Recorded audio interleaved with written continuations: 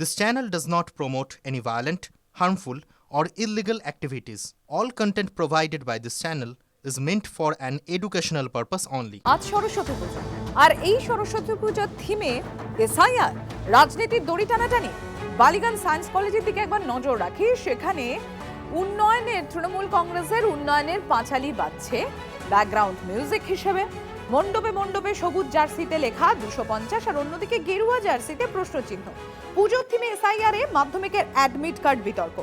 কলেজের পুজোয় বাজছে তৃণমূল কংগ্রেসের উন্নয়নের পাঁচালি, যেটা একটু আগেই আপনাদের সামনে আমরা তুলে ধরলাম।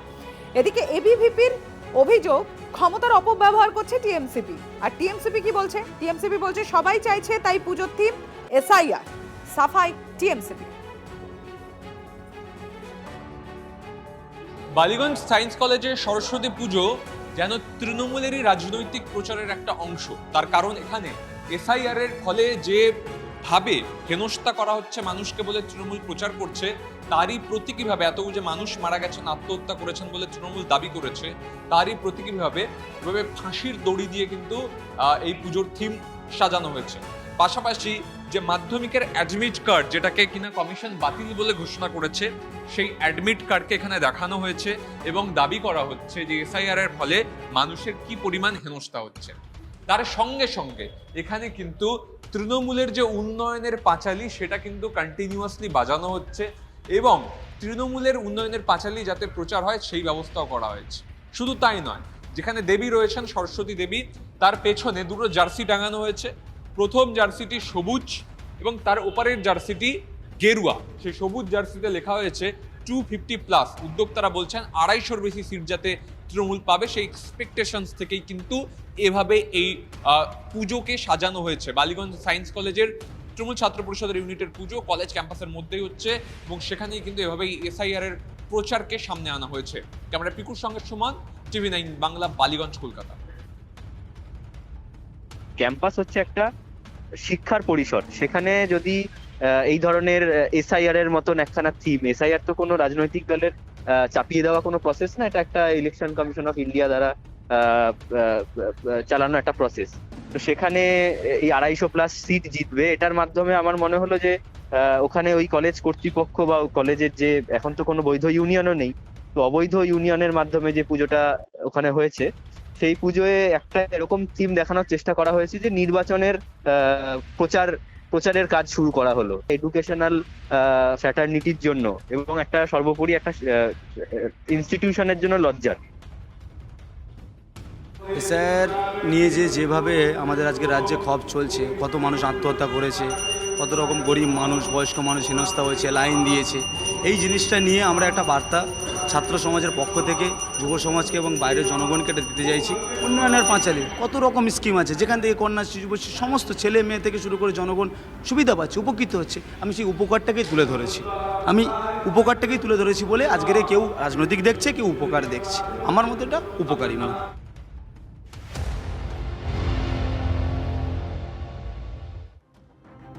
পরের খবরের দিকে নজর রাখে আরো বড় কোনো অ্যাকশনের ঘুঁটি কি সাজাচ্ছে ইডি। তার কারণ আইপ্যাক সংঘাতের যে আবহ, সেই আবহের মধ্যেই কলকাতায় দফায় দফায় বৈঠক করলেন ইডি ডিরেক্টর। কলকাতায় এসেছেন তিনি। সিটিও কমপ্লেক্সে অফিসারদের এক প্রস্ত বৈঠক রাহুল নবীনের, পরে লিগাল টিমের সঙ্গেও বৈঠক করেন তিনি। বিশেষ সরকারি আইনজীবীও বৈঠকে ছিলেন। এই মুহূর্তে ইডির ভাবনা চিন্তা কি, নতুন কোনো ঘুঁটি সাজাচ্ছে ইডি, জানবো। সুজয় পাল আমাদের সঙ্গে রয়েছেন, কথা বলবো তার সঙ্গে। সুজয়, কিছু জানতে পারছো? দেখো, কলকাতায় নিম্ন আদালতগুলিতে যারা মূলত আইনি লড়াই লড়েন ইডির হয়ে, বিশেষ সরকারি আইনজীবী, তাদের সঙ্গে এই মুহূর্তে ইডি ডিরেক্টর রাহুল নবীন বৈঠক করছেন। আমরা কিছু সময় আগেই দেখলাম একে একে যারা স্পেশাল পাবলিক প্রসিকিউটর তারা প্রবেশ করেন এবং তাদের সঙ্গে ডিরেক্টর সরাসরি কথা বলছেন। মূলত নিম্ন আদালতগুলিতে যে মামলাগুলি রয়েছে, সেই মামলাগুলির স্ট্যাটাস কী এবং দ্রুত বিচার প্রক্রিয়া শেষ করতে গেলে কী করতে হবে এবং দ্রুত বিচার প্রক্রিয়া যাতে শেষ করা যায়, এবং একই সঙ্গে নিম্ন আদালতে ইডির আইনি লড়াইয়ের ক্ষেত্রে কী স্ট্র্যাটেজি থাকবে সেটাও তিনি জানান বলে জানা যাচ্ছে। কিন্তু গুরুত্ব হলো যে এই মুহূর্তে শিক্ষক নিয়োগ দুর্নীতি ছাড়াও বালি পাচার এবং কয়লা পাচারের যে মামলাগুলি চলছে নিম্ন আদালতে, যে মামলা ইতিমধ্যে গ্রেফতারিও হয়েছে, সেই মামলাগুলো থেকে তাহলে কোনো বড়সড় পদক্ষেপ করতে চলেছে এনফোর্সমেন্ট ডিরেক্টরেট, যে কারণে এই বিশেষ সরকারি আইনজীবীদের সঙ্গে বৈঠক, সেটাই তেমন মনে করা হচ্ছে এবং তেমনটা জানা যাচ্ছে যে এই মামলাগুলি সম্পর্কে আরও যাতে জোরদার সওয়াল করা যায় আদালতে, সেই সংক্রান্ত বিষয়ে বিভিন্ন নির্দেশ দিচ্ছেন ইডি ডিরেক্টর। এবং যেহেতু তার সঙ্গে দিল্লি থেকেও লিগ্যাল অ্যাডভাইজার এসছেন, তারাও কিন্তু এই তাদের থেকে আইনি যে প্রক্রিয়া, আইনি লড়াইয়ের ক্ষেত্রে ইডি স্ট্র্যাটেজি কী থাকবে সেই বিষয়গুলিতে বিভিন্ন নির্দেশিকা দিচ্ছে, তেমনটাই জানা যাচ্ছে। ফলে অত্যন্ত গুরুত্বপূর্ণ, অফিসারদের সঙ্গে বৈঠকের পর ডিরেক্টরদের সঙ্গে, আইনজীবীদের সঙ্গে তার এই বৈঠক অত্যন্ত গুরুত্বপূর্ণ। মঞ্জিরা, ধন্যবাদ। সারা দেশের মধ্যে পশ্চিমবঙ্গ চর্চা এই জন্য নয় যে খুব ভালো কাজ হচ্ছে বা উন্নয়ন হচ্ছে, চর্চা হচ্ছে দুর্নীতিতে সবচেয়ে এগিয়ে আছে এখানে। হিংসা এমন জায়গায় পৌঁছেছে, আর সরকার এমন জায়গায় পৌঁছে, সুপ্রিম কোর্টের নির্দেশও মানা হচ্ছে না। হিংসা এমন জায়গায় যে এসআইআর করা যাচ্ছে না, চলে যাচ্ছে মাসের পর মাস, ইলেকশন এসে গেল। তো এই ধরনের বদনাম পশ্চিমবাংলায় আগে হয়নি।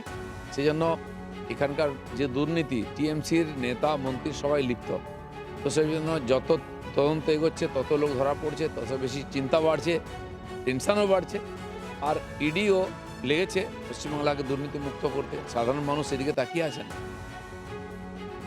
মামলা জোরদার করার জন্য কলকাতায় আসার কি প্রয়োজন আজকের দিনে, সেটা আমি বুঝি না। কারণ আজকের দিনে প্রযুক্তিগতভাবে আমরা যতটা এগিয়ে গেছি, আর আমাদের মাননীয় প্রধানমন্ত্রী ডিজিটাল ভারতের কথা বলেন, সেখানে একজনকে দিল্লি থেকে কলকাতায় আসতে হয় মিটিং করার জন্য, এটা আমি বিশ্বাস করি না। আসলে নির্বাচনের আগে ইডি, সিবিআই সহ সমস্ত কেন্দ্রীয় তদন্তকারী সংস্থাগুলো সেই রাজ্যগুলোতে, যে রাজ্যে নির্বাচন থাকে সেই রাজ্যে তাদের আনাগোনা বাড়তে থাকে। এটার চিত্রনাট্য, পুরনো চিত্রনাট্য, নতুন কিছু নয়।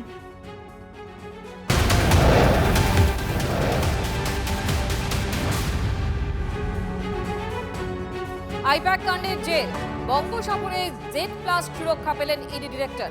রাহুল নবীনের সুরক্ষায় বাড়তি সতর্কতা, দুদিনের জন্য Z+ নিরাপত্তা অনুমোদন করেছে স্বরাষ্ট্র মন্ত্রক। কলকাতা বিমানবন্দরে নামার পর থেকে সিআরপিএফ এর ভিআইপি সিকিউরিটি গ্রুপ থেকে 20 জন জওয়ান তার নিরাপত্তার দায়িত্বে রয়েছেন। যদিও নবীন বুলেট প্রুফ গাড়িতে চড়েননি। আগে ইডি বা সিবিআই এর ডিরেক্টর পদের অফিসাররা কলকাতায় এলে 10 থেকে 15 জওয়ানের সিআরপিএফ নিরাপত্তা পেতেন।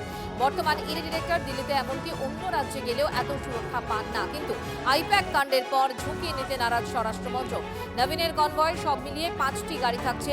পাইলট কার, সিআরপিএফ ভিআইপি সিকিউরিটি গ্রুপের সিজিও কমপ্লেক্সে মোতায়েন করা হয়েছে 2 প্লাটুন সিআরপিএফ এবং সিআইএসএফ জওয়ান। সব মিলিয়ে নজিরবিহীন নিরাপত্তার বলয়ে রাহুল নবীন।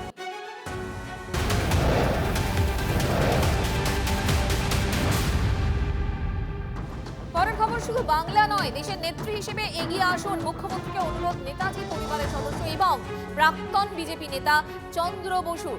2016 সালে ভবানীপুর কেন্দ্রে মমতার বিরুদ্ধেই বিজেপি প্রার্থী হয়েছিলেন এই চন্দ্র বসু।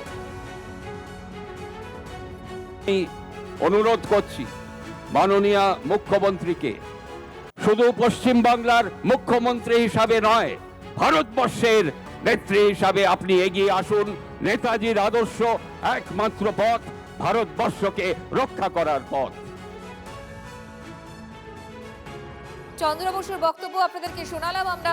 শুধু বাংলা নয়, দেশের নেত্রী হিসেবে এগিয়ে আসুন মুখ্যমন্ত্রীকে অনুরোধ নেতাজি পরিবারের সদস্য এবং প্রাক্তন বিজেপি নেতা চন্দ্র বসু। তিনি বলছেন শুধু বাংলা নয়, দেশের নেত্রী হিসেবে সামনে এগিয়ে আসুন মমতা বন্দ্যোপাধ্যায়। এই চন্দ্র বসুই 2016 সালে ভবানীপুর কেন্দ্রে মমতা বন্দ্যোপাধ্যায়ের বিরুদ্ধে বিজেপি প্রার্থী ছিলেন। অর্থাৎ দেশের নেত্রী হিসেবে মমতা বন্দ্যোপাধ্যায়কে দেখতে চান চন্দ্র বসু।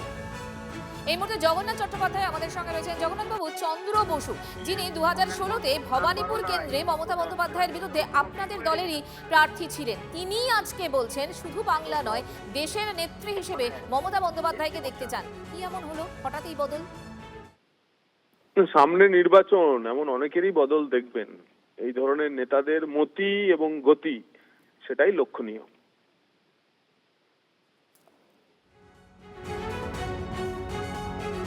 আরো একবার চন্দ্র বসু কি বলেছেন আপনাদের শোনাই।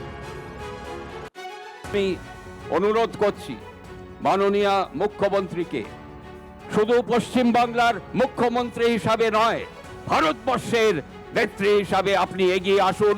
নেতাজির আদর্শ একমাত্র পথ, ভারতবর্ষকে রক্ষা করার পথ।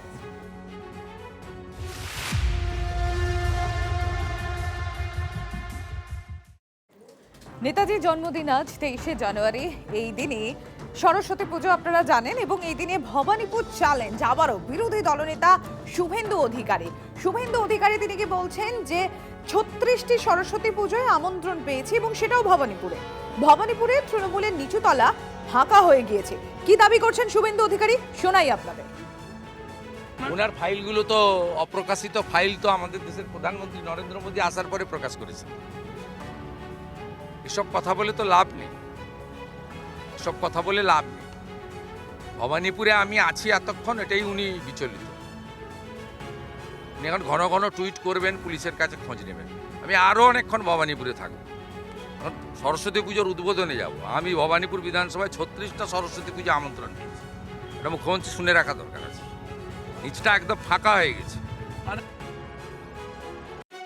আপনি এখানে থাকবেন 10 ঘন্টা থাকুন কেন, 10 দিন, তারপরে 10 মাস থাকুন ভবানীপুরে, লাভের লাভ কিছু হবে না। যদি ক্ষমতা থাকে ভবানীপুর থেকে ইলেকশন লড়ে দেখান, ক্ষমতা থাকলে চ্যালেঞ্জ। কিন্তু একটা কথা আজকে আপনার কথার মধ্যে দিয়ে প্রকাশ পেয়েছে শুভেন্দু বাবু, যে কত মিথ্যে কথা আপনি এবং মিথ্যা আপনার দলের লোক এতদিন বলে এসছে মানুষকে বিভ্রান্ত করার জন্যে, যে বাংলায় সরস্বতী পুজো হয় না। আর নিজেই বলছেন শুধু ভবানীপুরেই 36টা পুজোতে আমন্ত্রণ পেয়েছেন।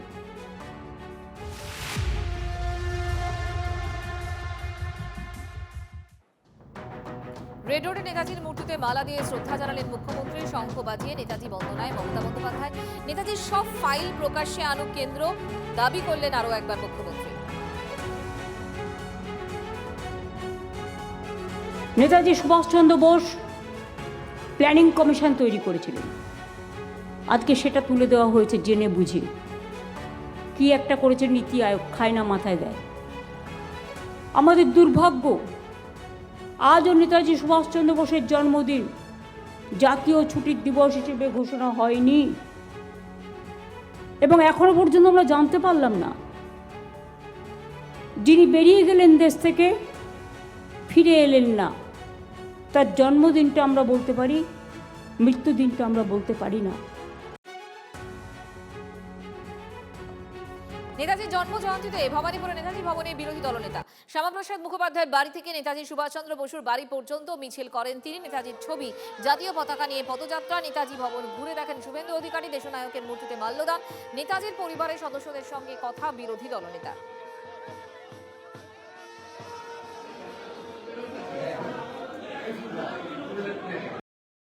আমি প্রতি বছর রেড রোডে করি, তা আমি মনে করলাম বাসভবনে আসা উচিত।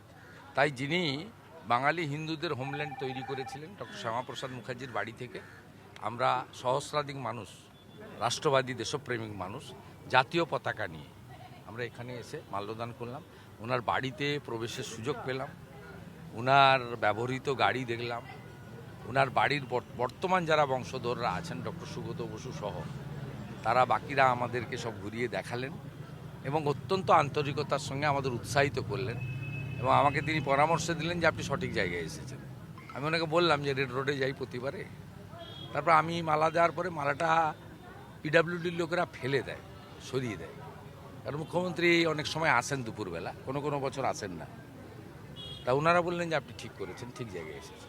ওখানে আমি লোক রেখে দিতাম, আমরা চলে আসার পরে 15 মিনিট পরে ওই মালাগুলো ফেলে দিত, দিয়ে স্যানিটাইজ করতো। যেহেতু দুপুরের দিকে রাজ্য সরকার বা মুখ্যমন্ত্রী কোনো কোনো বছর আসেন, কোনো কোনো বছর অন্য জায়গায় থাকেন, তা তিনি আসেন, সেই জন্য করতো।